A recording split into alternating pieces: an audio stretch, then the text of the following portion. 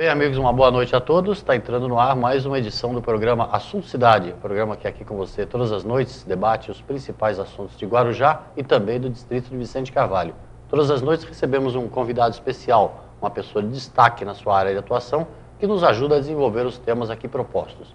E hoje nós temos a honra de receber o advogado Frederico Grácia, ele que atualmente ocupa a presidência da subseção da Ordem dos Advogados do Brasil, a OAB de Guarujá, a quem eu dou primeiro uma boa noite e agradeço pela presença, Fred. Eu que agradeço por essa oportunidade, Valdir, e pelo alto índice de audiência que o seu programa tem. Tá? Eu fico muito feliz de estar aqui e poder aí compartilhar com você alguns esclarecimentos a respeito de cidadania, a respeito da própria cidade, que afinal de contas nós já estamos nessa cidade há 52 anos, embora não tenha nascido aqui, tenha nascido no interior de São Paulo, mas eu a amo muito mais do que a minha própria terra. Claro, a gente escolhe a cidade, né, para viver. Né? E o Fred, um absoluto desencontro, muitas vezes falta de oportunidade, de agendamento, essas coisas, mas outro dia ainda encontrei na rua, né? Você precisa ir lá no programa, você precisa me convidar. Como é que você precisa ir ao meu sítio, né? Você conta a história dos conselheiros da OAB que são do interior de São Paulo, daí outro falou assim: pô, você precisa ir lá no meu sítio, mas primeiro você precisa me convidar para o sítio, não dá para ir lá aparecer então, sem ser convidado. Então vamos saciar esta vontade mútua. Fred, um assunto assim que bastante pertinente aos dias de hoje, e inclusive fizemos até chamadas ao longo da semana para que os servidores públicos municipais pudessem estar acompanhando essa entrevista, no sentido de que você participa da montagem de pareceres e atividades que podem combinar com uma notícia para lá de positiva para os servidores, que é a questão da liberação dos depósitos de fundo de garantia. Você pode dar uma panorâmica nesse assunto para o telespectador? Eu sou procurador concursado do município há mais de 25 anos e eu, com mais outra colega, fomos designados a elaborar um parecer sobre a liberação do fundo de garantia para os servidores públicos. E depois de um longo estudo, estudo jurídico, eu concluí que sou favorável sim à liberação, naturalmente que esta liberação passa também pela chancela da prefeita, mas eu acho que a prefeita, sem sombra de dúvida, vai acabar acolhendo, até porque com a mudança de regime de seletista para estatutário, houve sim espécie de um rompimento do vínculo de trabalho em relação ao antigo regime. Porque o que existe é de que, com a emenda 19, os municípios, o Estado-membro e a própria União ganharam o direito de escolher entre o regime seletista ou o regime estatutário. O regime seletista, ele sempre vai ser norteado por normas federais, enquanto que o regime estatutário vai ser por normas, ou se for do Estado, é do Estado-membro, se é do município, ou se for da União, é da própria União, correto? Então isso dá maior autonomia para o gestor ou para o administrador público no que tange ao quadro de funcionários. Então, na hora de regulamentar o quadro de funcionários, a cidade que acaba optando pelo regime estatutário leva muito mais vantagem do que quem acaba optando pelo regime seletista, que é uma lei federal e, portanto, vai depender de Congresso Nacional para modificá-la. Tá? Além disso, nós não podemos perder de vista de que o ato de mudança de regime, na verdade, é o chamado, entre aspas, o ato de príncipe, porque é o ato do administrador público, porque é ele que determina a mudança de regime. E, nesses casos, a jurisprudência, tanto do Tribunal Superior do Trabalho, como também da Justiça Federal e até mesmo o Superior de Justiça, acabaram assentando de que, neste caso, a liberação pode existir e pode existir de imediato, tanto que no Tribunal Superior do Trabalho já há uma súmula que diz que pode ser sim pago para toda vez que mudar o regime jurídico do funcionário o fundo de garantia, tá certo? Porque o fundo de garantia ele foi criado durante o próprio regime militar em 1966, tá? Justamente para criar espécie de uma compensação ou uma indenização para quem era mandado embora. Tá? Sem a justa causa. Sem a justa causa. Daí mandava você, ia lá, levantava o seu fundo para poder começar lá a tua vida ou coisa que o vale.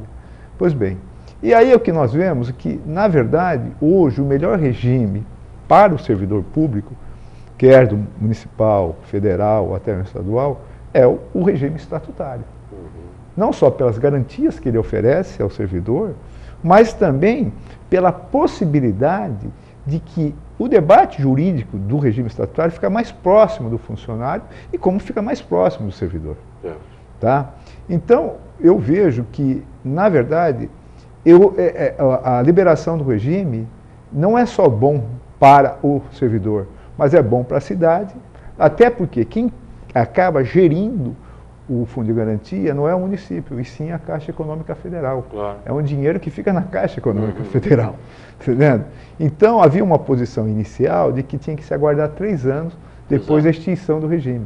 Só que se você for fazer uma conta qualquer aí, você vai verificar que mesmo que haja uma atualização pela inflação, coisa que vale, ou pela poupança, o trabalhador, coitado, perde muito em 3 anos.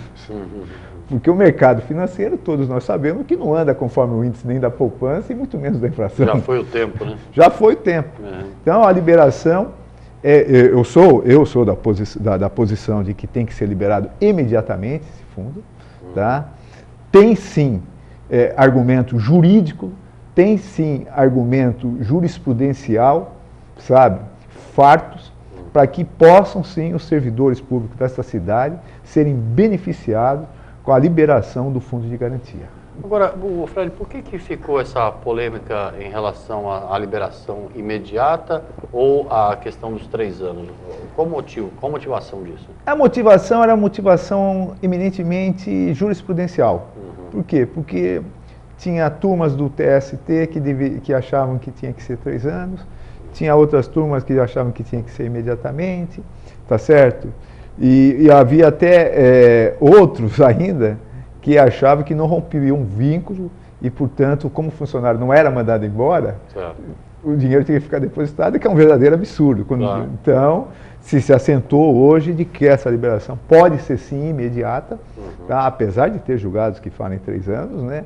E que isso não caracteriza nenhum tipo de prejuízo para o poder público municipal, no nosso caso. Isso é um dinheiro que fica parado na Caixa Econômica. Está lá depositado. Justamente. Mas financia a casa, financia isso, tal, mas também financia, infelizmente, eu não estou sendo enviando aqui, a gente sabe que muitas das coisas ruins que acontecem nessa nação é justamente de dinheiro que é do BNDES, que é da Caixa Econômica, que estão lá parados e que deveriam dar a sua finalidade, que é para o povo brasileiro, e não acaba dando, né? Acaba dando para uma meia dúzia de corruptos aí, né? Se você me permitir, não precisamos nem ir longe, financiou, por exemplo, um conjunto com quase 500 sobrados no Morrinho que terão que ser demolidos agora porque o gestor do dinheiro, que era a Caixa, não soube fiscalizar como deveria a execução E se você for sair pelo Brasil afora, Exato. você não vai encontrar centenas, mas milhares de situações igual a essa. Exato. Então, milhões de vezes melhor na mão do trabalhador, porque hoje, por exemplo, se nós fizéssemos uma média por baixo, nós somos em 5 mil funcionários, de 50 mil para cada um, estou criando uma média aí, Claro. Pode ser mais ou pode ser menos. Quanto que isso daria para a economia desta cidade? Um negócio fabuloso. Despejaria aí centenas de milhões de reais. De milhões, o município, assim diria, até poderia mudar até a sua própria a face, porque é um dinheiro que vai reformar casas, é um dinheiro que vai fazer o trabalhador comprar um imóvel, quem sabe comprar um carrinho melhor, pagar os estudos do filho, poder fazer com que os filhos possam ingressar na faculdade. E como é um funcionário, me desculpa lhe cortar, um funcionário público do município, há uma probabilidade muito grande de que esse dinheiro fique no município. Não resta dúvida, é um dinheiro que, naturalmente que eu não posso falar pela prefeita e nem muito menos pelo advogado-geral do município, mas eu posso falar na minha condição de advogado e procurador de quem estudou a matéria. Honestamente, eu acho que vai ser um grande impulso econômico e financeiro que esta cidade vai ter. E o principal, um impulso que, na verdade, não vai se depender de verba de ninguém. Né? Porque, embora as pessoas achem, não, mas quando for tem que ser todos, né? Não, mas se você hoje dá 50 mil para 5 mil pessoas e que essas 5 mil pessoas investam aqui, é muito mais impactante, muitas das vezes, do que até mesmo instalar uma indústria. É verdade. Não é verdade? É verdade. Porque esse que pegar o dinheiro sabe o que vai fazer com esse dinheiro. Muitas vezes você dá para instalar uma indústria e você não sabe se a indústria vai sair, O que vai acontecer. Eu acho que essa é o grande diferencial. Mas, sem sombra de dúvida, hoje já existe uma matéria pacificada junto aos nossos tribunais, no sentido que tem que sim liberar o Fundo de Garantia, o órgão gestor é a Caixa Econômica Federal e que, portanto, eu não vejo nenhum prejuízo para a municipalidade, pelo contrário. E acreditando na sensibilidade da prefeita, que se demonstra comprometida com o Estado de Direito, né, e com o Estado democrático, eu, né, não posso falar aqui por ela, mas espero que ela tenha essa sensibilidade e libere, aí ajude a liberar, né, porque não é ela que vai liberar, é a Caixa Econômica, né, claro. Federal, liberar para que a gente possa ter dias melhores no Guarujá. Agora, só para resumir assim, os passos assim, para o funcionalismo, o telespectador que, logicamente, tem um parente, um amigo funcionário aí, também pode embarcar nessa boquinha aí também. Sim, né? nós estamos esperando aí que a questão da liberação seja vamos supor, efetivada, não pela via judicial. Claro. Nós gostaríamos sim que essa liberação seja pela via administrativa da própria Caixa Econômica Federal. Porque há ações em andamento. Sim, já há ações em andamento, né? E, naturalmente, que uma decisão judicial tem que ser cumprida. Mas se nós pudéssemos resolver, como diz o outro, numa mesa de negociação, no bom sentido, naturalmente, né, da Caixa, a Prefeitura e os funcionários, liberar vai ser uma grande coisa. E a liberação pode ser imediata, sabe? A Caixa Econômica hoje tem sim estrutura. Não vai fazer se tiver má vontade. Agora, Fred, esse trabalho, esse parecer, logicamente foi encomendado ao procurador, sim, você e a sua colega, pela própria prefeita. Sim. Foi designado pela própria prefeita. Sim, nós temos total autonomia. Como nós podíamos chegar lá, não, discordamos por isso. Eu sou favorável, né? A colega está terminando dela, mas eu já me antecipo que eu sou favorável. Mas a própria... Agora, naturalmente que isso vai ser submetido à chancela do secretário, do advogado-geral do município e também à própria prefeita, né? Isso é uma opinião minha, pessoal minha, subjetiva minha, você está entendendo? Pelo que eu estudei, pelo que eu pesquisei, pelo que eu verifiquei, entendeu? A matéria encontra, sim, ressonância da liberação, tanto na jurisprudência, como na doutrina, e mesmo dentro do arcabouço legislativo dessa nação. A própria intenção da prefeita, ao designar, ao determinar a elaboração do parecer, já denota ali uma predisposição. Uma boa vontade nesse sentido, né? Agora, naturalmente, que a opinião dela é a opinião dela, né? A gente ouve falar muito o município tem, a gente ouve falar e recebe, logicamente, os informes, né, contábeis e econômicos. O município tem dívidas trabalhistas, inclusive algumas dívidas, inclusive trabalhistas, né? Não é o caso do Fundo de Garantia. O Fundo de Garantia não é o caso. Não, o Fundo de Garantia é o que tem que ter feito. Teve um prefeito, né, que teve um período que ele não recolhia. Correto. Daí foi feito os acertos e, no fim, se acertou o período que ele não recolheu. Correto. Então, o que o município tinha, assim, né, quem é o gestor público, tinha que ter repassado para a Caixa para estar em dia. Mas pelo que eu pude verificar até agora, parece que em relação ao Fundo de Garantia está tudo correto. Tá certo. Você falou também que encontrou nos seus estudos jurisprudência sobre isso em outros municípios. Sim, não só em outros municípios, porque existe uma súmula do Tribunal Superior do Trabalho, a 386, que diz que tem que ser liberado. Como também no antigo Tribunal Regional Federal, a súmula, se não me falha, 174, 176, agora me foge a memória, que também já determinava a liberação do Fundo de Garantia toda vez que houvesse a mudança de regime jurídico em relação aos funcionários públicos. Certo. Então, resumindo, você foi encarregado de elaborar um parecer, né? Já elaborou? A minha opinião pessoal, individual, é no sentido de se liberar esse Fundo de Garantia. Por quê? Pela mudança de regime, que nós saímos do regime seletista e passamos para o regime estatutário. E quem dá causa a essa modificação de regime não é o funcionário, mas sim é a própria, no caso, a prefeita, correto? Então, eu vejo que hoje é muito mais benéfico o regime estatutário do que o seletista. Claro. Porque o estatutário ele é elaborado por nós mesmos que estamos aqui no município, enquanto que o regime seletista você sempre vai depender de normas federais. Certo. E você tinha prazo para elaborar esse parecer? Já agora, amanhã já estou entregando. Certo. E há um prazo para que a sua colega entregue também? Também. Amanhã ou depois já está na mão do OGM. Próximos passos? Próximo passo vai a apreciação do advogado-geral do município, que fatalmente encaminhará a prefeita para ela dar a última palavra, né? Mas então não dá para ter uma noção assim dá para ter uma noção de prazo? Eu acredito que nos próximos 10, 15 dias, se tudo correr bem, eu acho que já tem uma posição da prefeita. Mas quero ressaltar ao telespectador que a posição minha é uma posição minha. Eu não posso vincular com a posição da prefeita e muito menos com o do advogado-geral do município, né? Claro. De qualquer maneira, o impacto positivo da liberação das contas de Fluminense... Se você me perguntar, tem sustentação jurídica para a liberação? Falo, tem. E, como diz o outro, à vontade. Com certeza. Bom, é um dinheiro do trabalhador, né? Do servidor que está lá.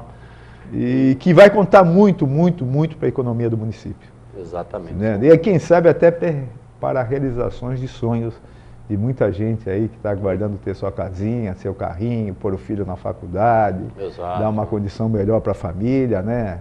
Eu, que sou filho de funcionários públicos, eu sei como é bom muitas vezes ganhar um dinheirinho do que o Estado antigamente, do 13º, né, que tinha direito a um presente melhor, coisa que vale. Agora, esse comparativo que você fez foi excelente, que vale, talvez um impacto muito mais positivo que a instalação de uma indústria na cidade. Sim, não tenha dúvida, porque isso daí também você tem que observar. Sim. Pô, eu sou funcionário público e criando uma situação hipotética que não é o caso, a minha mulher não trabalha. Com um dinheirinho desse eu posso abrir uma lojinha para minha mulher, eu posso abrir uma atividade, como diz o outro aí, né, de microempresário, né? Eu acho que isso colabora muito. Eu sou um fanático aqui pelo Guarujá, eu digo para você, que eu não sou corintiano, sou uma mistura de palmeirense com santista, mas eu digo para você honestamente, eu sou um torcedor doente pelo Guarujá, né? Eu olho aqui Vicente de Carvalho, eu vinha para cá agora, falei, pô, um lugar que podia ter uma universidade, nem que fosse particular, um local que poderia ter teatro, poderia ter 10 não digo, mas uns 6 ou 7 cinemas, né, de qualidade, né? Pô, 180 mil, 190 mil habitantes, né? E é um lugar que, quando nós chegamos no Guarujá, eu morava ali no centro, na Rua Sorocaba, na Barra Funda, mas meu pai e minha mãe davam aula no Walter Schepps, que era uma escola pública do Estado. E o carinho com que eles foram recebidos por esse povo de Vicente de Carvalho, vocês entendem, sempre nos emocionou muito grande. Eu comecei minha vida como estagiário aqui do Fórum de Vicente de Carvalho. Então, eu digo para você o seguinte, nós tínhamos que olhar Vicente de Carvalho com mais respeito, com mais carinho, sabe? E trazer, não demagogia, mas políticas públicas efetivas mesmo, você está entendendo? Fazer disso daqui um lugar como referência, não só para o estado de São Paulo, mas para todo o Brasil. Os investimentos que estão recebendo aí na área retroportuária são bilhões e bilhões e bilhões. É um dinheiro que a gente nem sabe calcular. E a falta dessas políticas vem se refletindo nesse dia a dia que vivemos hoje, né? Sim, o processo de violência, eu que já sou advogado criminalista há 28 anos e vivo no sistema prisional há quase 30, né? Outro dia encontrei até um ex-funcionário do antigo Carandiru aí, cumprindo seus últimos dias de trabalho aqui no CDP de São Vicente, e ele dizia assim, né, doutor, na nossa época, a idade média de um preso era dos seus 25, 26 anos para frente, né? Hoje o que a gente assiste aqui é só moleque de 18, 19 anos entrando no sistema prisional. E o que mais me assustou foi a grande quantidade de jovens oriundos de Guarujá, né? Então, eu costumo sempre dizer que a questão da violência ela é multifacetária mesmo, porque são vários os fatores que levam as pessoas à criminalidade. Mas no Brasil, ou nos países do terceiro mundo, o principal ingrediente não deixa de ser um ingrediente social. Tá? Por quê? Porque a população, quanto mais pobre, mais vulnerável ela fica. Então hoje nós não podemos fechar os olhos para uma ditadura que há na periferia, que é pior do que a ditadura militar, que é a ditadura do crime. Que ela é muito mais cruel, que ela é muito mais violenta e que ela é muito mais impune. Como você vai criar uma comissão da verdade para apurar o crime da periferia, se o povo tem medo? Então, nós precisamos hoje desenvolver projetos de políticas públicas não só no que passa no resgate dessa juventude, mas uma educação de qualidade, a democratização dos métodos contraceptivos, a organização familiar e também um grupo multidisciplinar para acompanhar essas famílias que vivem em processo de vulnerabilidade, com psicólogo, assistente social, até mesmo psiquiatra. Né? É um trabalho de família, de sociedade, de educação. Aí nós encontramos, na verdade, aquela verdadeira razão de se buscar a paz social. Você está entendendo? Eu acho que esse deve ser o objetivo, não só meu nem seu, mas de todos nós, principalmente dos que gerenciam a coisa pública, né? No sentido de se voltar para a periferia, resgatar essa população que vem sendo vítima de uma ditadura cruel, que é a ditadura do crime, e fazer com que a educação seja o grande carro-chefe da transformação. E discutimos mais profundamente, que não se discute, a organização familiar. Claro. Porque todos nós somos frutos de pai e mãe. Isso não tem jeito. Entendendo? E nós estamos assistindo muitas vezes até impassíveis, né? O aumento dos índices negativos, né? Dos índices indicadores sociais negativos. Sim, porque o que adianta você arremessar, que nem eu vejo um menino de 16 anos dentro da FEBEM, e quando ele sai ele não pode chegar em casa, que nem uma vez me contou um diretor aqui da antiga FEBEM, agora casa do Guarujá, ele foi levar o menino para casa, né, à noite, chegou lá, a mãe falou, manda embora porque a maré vai subir e os 2 cômodos que dá para ficar já está cheio de gente dormindo. Exato. Então, manda ele dormir lá, porque lá pelo menos ele não vai ficar molhado. Essa é a gravidez, essa gravidez na adolescência. Essa gravidez que você, assim, o que eu costumo sempre dizer, família, você tem que ter 2 requisitos básicos. Primeiro, equilíbrio emocional. Quem não tem equilíbrio emocional, pode ser pobre, pode ser rico, pode ser o que for, não pode ter família. Porque para família você tem que ter paciência.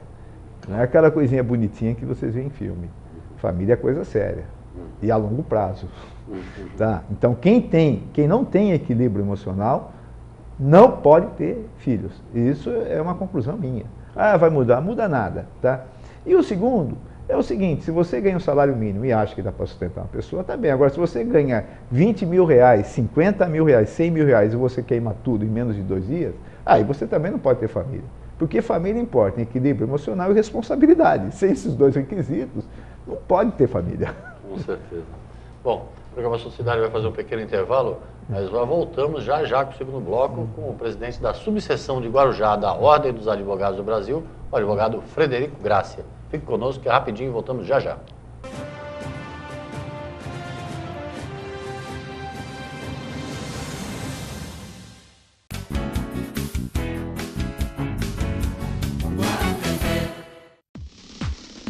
O maior e melhor roteiro de compras de Guarujá está aqui, na Guaru TV. Compra e Companhia. Todos os dias às 5, às 10h20, 14h20, 17h20 e 8h20 da noite. Há mais de 20 anos, a Morada do Sol tem tudo para você que está construindo ou reformando. Produtos que você utiliza desde o alicerce ao acabamento. As marcas líderes do mercado com as melhores condições de pagamento você encontra aqui. Parcelamos em até 10 vezes no cartão e financiamos em até 24 vezes. Aceitamos o cartão Construcard e fazemos entrega gratuita. Nosso atendimento tem como principal objetivo ajudar a você a realizar todos os processos da sua construção ou reforma. Venha conhecer a Morada do Sol. Avenida Santos Dumont 3301, Jardim Boa Esperança. Telefone 3387-2609. Quando a gente pensa em plano de saúde, pensa primeiro em Unimed Guarujá. Não é só porque a Unimed é a maior cooperativa de serviços médicos do mundo, com a maior rede de hospitais, clínicas conveniadas, os melhores médicos e atendimento de urgência e emergência 24 horas em todo o Brasil. A Unimed Guarujá é a mais lembrada porque não esquece de você. Atendimento domiciliar, programas de saúde preventiva e agora com um novo plano onde quem usa menos, gasta menos. Unimed Guarujá, lado a lado com você, sempre.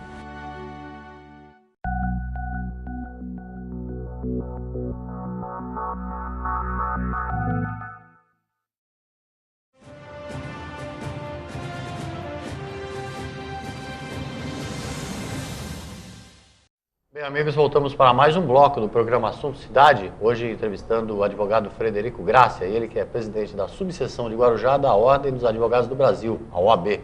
No primeiro bloco, o advogado Frederico Grácia, que também é procurador do município, procurador na prefeitura, nos falou sobre o seu parecer. A prefeita, só para dar um resumo da situação, a prefeita Maria Antonieta criou um grupo de trabalho composto pelo procurador Fred, por uma colega sua, uma procuradora também do município, para que elaborassem pareceres sobre a questão da liberação do Fundo de Garantia dos servidores públicos municipais que passaram do regime seletista para estatutário, mudança que ocorreu no começo deste ano, em 1º de janeiro deste ano. Com isso, o dinheiro que os funcionários públicos tinham lá depositado nas suas contas de fundo de garantia, havia a pergunta, ele pode ser liberado? Ele pode ser liberado já ou precisa aguardar algum período? E o Fred veio aqui hoje ao programa para explicar que o seu parecer já está sendo entregue, inclusive essa semana, é pela liberação imediata do Fundo de Garantia. Em um cálculo informal aí, vamos imaginar que cada funcionário, cada um dos 5 mil funcionários tem aí uma média de 50 mil reais. Imagina 5 mil pessoas recebendo 50 mil reais da noite para o dia, o impacto positivo que seria isso na economia do município de Guarujá. Palavras do próprio Fred, brincando, seria um impacto talvez mais positivo do que a implantação da noite para o dia de uma indústria na cidade. É isso? É isso aí mesmo.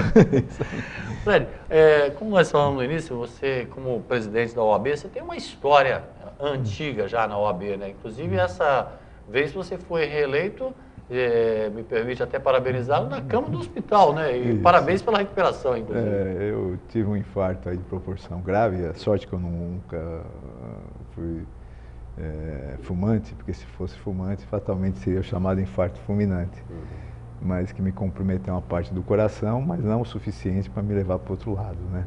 Mas de qualquer forma, eu digo para você que esta eleição, essa última eleição que eu enfrentei dentro da subseção, eu fiquei numa cama realmente, nem voto eu tive oportunidade de pedir para os colegas, a quem quero agradecê-los agora, os que estão me assistindo, tá? E de ter confiado mais um mandato, que é o 6º mandato, né? Eu tenho 4 mandatos de presidente e 2 de conselheiro efetivo da Ordem, onde eu fui em São Paulo presidente da Comissão das Pessoas com Deficiência, e no Conselho Federal também foi criada uma comissão na qual eu fui o primeiro presidente. Na comissão do Estado, da Ordem do Estado de Pessoas com Deficiência, inclusive você teve um momento marcante com a apresentação de um trabalho, se não me engano. Isso, eu tive trabalhos junto à Fiesp, no sentido de conscientizar o empresariado brasileiro na contratação de pessoas com deficiência, até para cumprir as cotas, né, previstas. Como também tive um trabalho marcante junto às universidades, principalmente da Faculdade de Direito do Largo São Francisco, da USP, onde nós conseguimos introduzir uma matéria voltada para o direito das pessoas com deficiência. Além disso, desenvolvi projetos junto ao núcleo carente de Heliópolis, né, que se não é o maior, um dos maiores núcleos carentes da cidade de São Paulo, na defesa das pessoas com deficiência. E fora o que eu pude fazer aí de campanhas institucionais junto ao metrô de São Paulo, junto às autarquias, né? E o principal hoje é de que, na verdade, o tema cada vez mais sai de uma política eminentemente demagógica, mentirosa, né, falha, tá, para uma política eminentemente voltada para a questão de ações afirmativas na defesa e no respeito às pessoas com deficiência na sua condição de cidadão. Correto.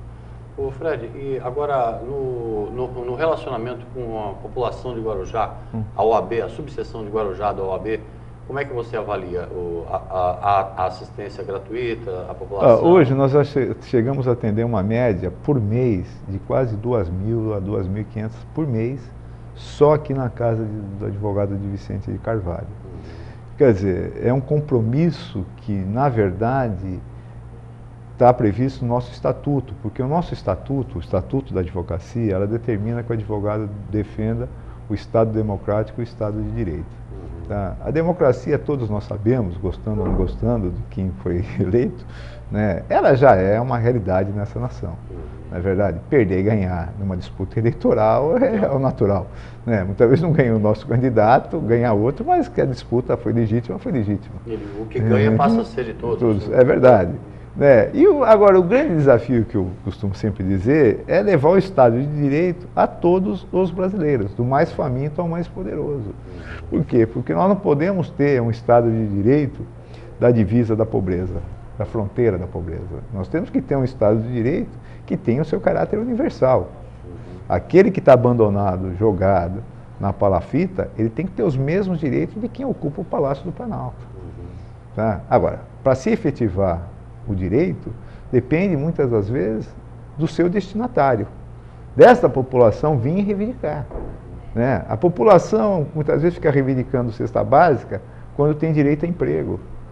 A população reivindica emprego quando tem direito a um salário digno. Né?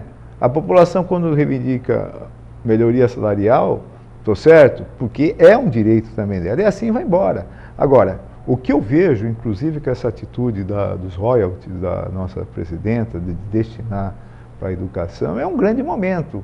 Agora, o que me preocupa é se este dinheiro vai chegar no seu principal destinatário, que são os jovens, professores e assim por diante. Por quê? Porque nós não podemos continuar vivendo numa escola pública sucateada. Eu sou da época, meu pai foi diretor de escola pública, minha mãe foi professora de escola pública, não só no município, mas no estado de São Paulo, né? Que quando aquilo era uma referência. Você ia para a escola particular quando você não tinha condições, quando você não acompanhava na escola pública. Né? Então nós precisamos resgatar essa qualidade da escola pública. Porque se hoje, sem sombra de dúvida, até pelas garantias que o professor tem no Estado, ele com toda certeza trocaria a escola particular pela escola pública desde que ele tivesse um salário decente. E nós teríamos o quê? Uma melhora, uma qualidade. E nós também temos uma obrigação maior, né? O aluno, ele não pode ser despejado como se despeja uma peça num depósito de ferro velho. Essa criança, ela tem que ser trabalhada desde casa, né? Porque, naturalmente, muito do que você aprende em casa, você acaba trazendo no seu dia a dia.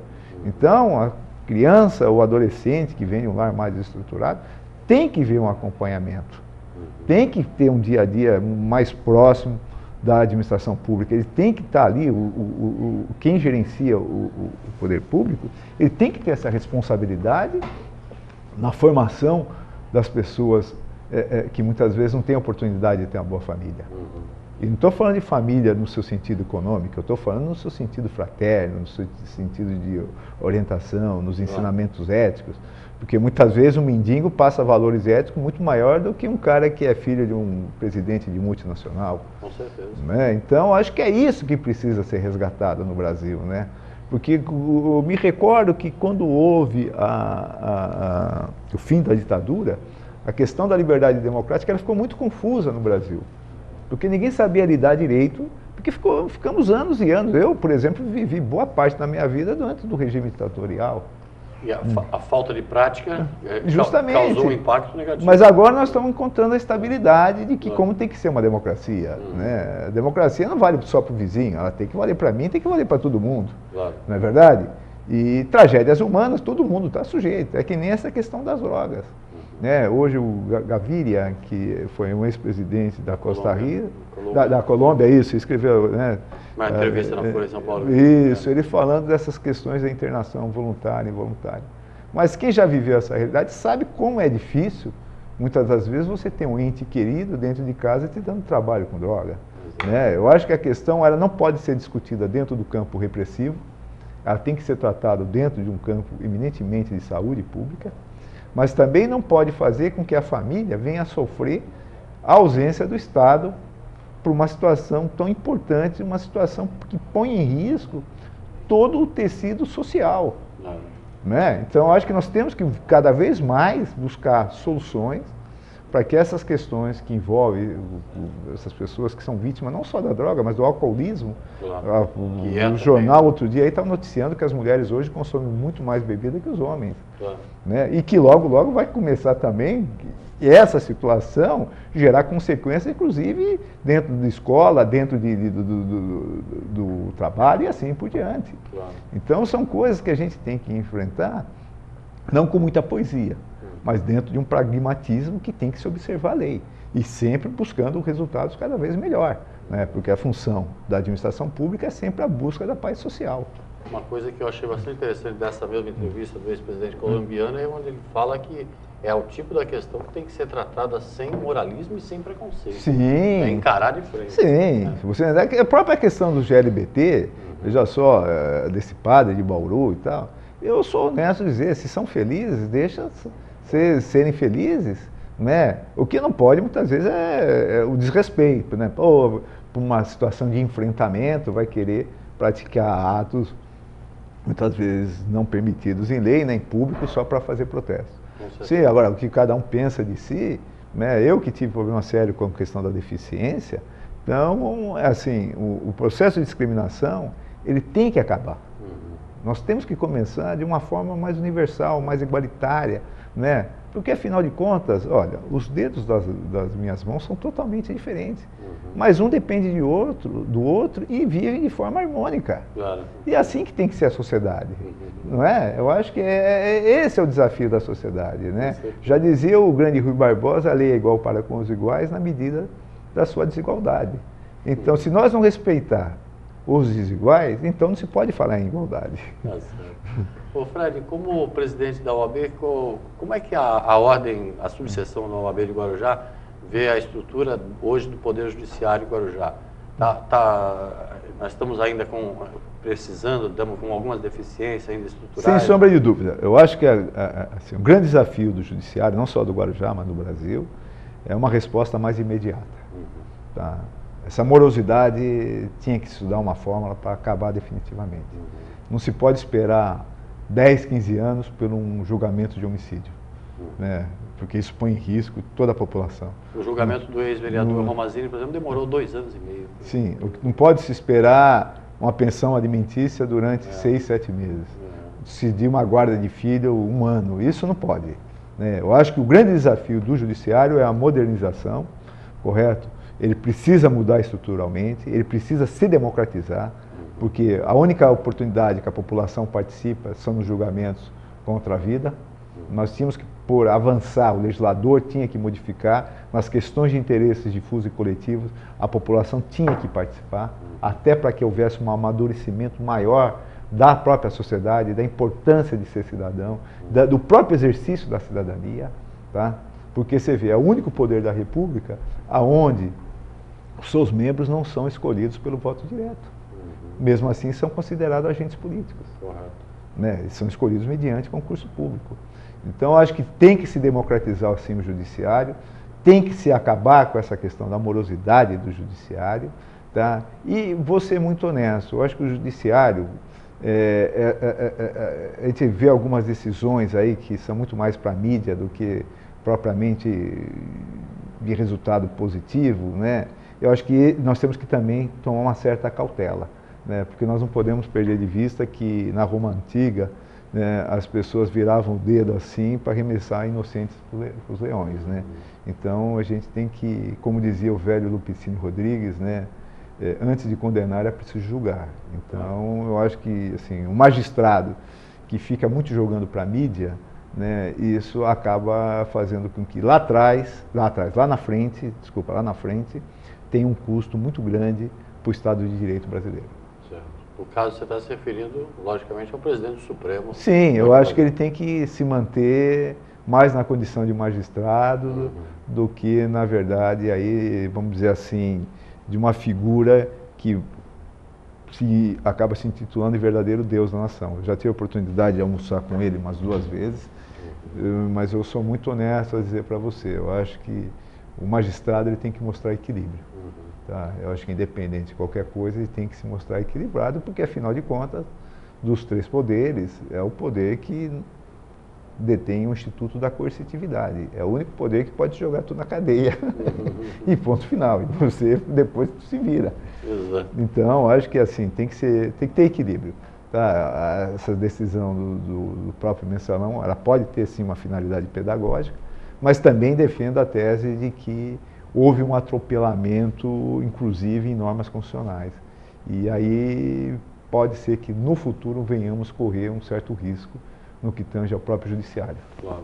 Bom, se nós pudéssemos tentar resumir assim, talvez o maior drama hoje de Guarujá, além, logicamente, dos entraves aí na questão educacional e questão de saúde, é a questão da violência e da criminalidade. A população tem meios também de se envolver mais no problema também e buscar soluções junto ao poder público, não, Fred? Eu não só tenho meios, como também eu costumo dizer que violência se combate com boa vontade política. E não só da administração pública, mas de toda a sociedade de um modo geral, né? Não adianta você andar com um carro blindado, morar em condomínio fechado, que quando você descer do carro você está sujeito a morrer. Isso é bobagem. Não resolve nada. O que nós precisaríamos, na verdade, é ter um olhar mais igualitário, né? Mais socializante da sociedade. É utópico? Pode parecer utópico.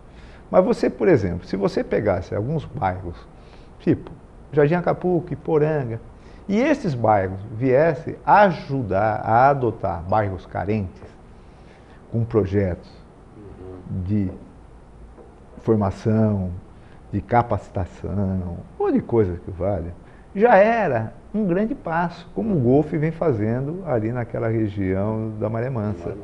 Entendendo? São pequenas coisas que eu digo para você que acabam fazendo que surjam as grandes. Eu, quando fui a Heliópolis, o deficiente não conseguia nem sair de casa. Tá certo? Então, o que aconteceu? Aconteceu o seguinte.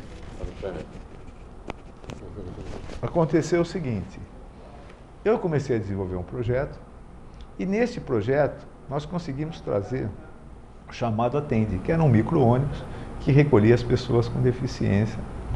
E hoje, você vê a situação do deficiente de Heliópolis é totalmente diferente daquela do passado.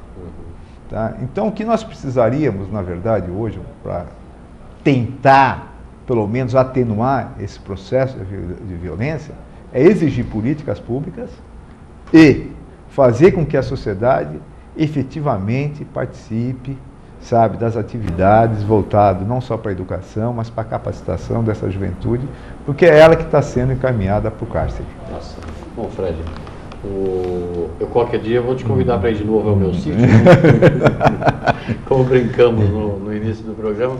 Logicamente que ficou aqui com 80% aqui dos itens que a gente havia enumerado. É que advogado fala demais. Né? Logicamente que uma questão tão importante que era a questão da liberação do fundo de garantia por parte do funcionário, que é o que o Fred explicou aqui no início do programa, que já foi entregue um parecer, está sendo entregue, a decisão está nas mãos agora da prefeita Maria Antonieta e do seu advogado-geral do município, que irá dar o parecer final. Isso. Mas o programa Assunto Cidade, infelizmente, está terminando essa edição. Queria te dar espaço para você dar uma boa noite e te agradecer pela presença. Primeiramente, queria agradecer por esta oportunidade, sem sombra de dúvida. Segundo, fazer com que a gente possa continuar sonhando com uma cidade melhor, mais digna, mais próxima daquilo que a gente chama de socialismo, né? E também, Valdir, eu parabenizar aí nessa sua nova iniciativa, é a primeira vez que eu estou aqui, mas sei o quilate de jornalista que você é, o homem de escola também, tá? Então eu fico muito feliz de estar aqui prestigiando esse programa. Tá certo, obrigado, Fred. Faltaram oportunidades para conversarmos novamente. E obrigado a você pela audiência. Voltamos amanhã com um novo Assunto Cidade. Boa noite a todos.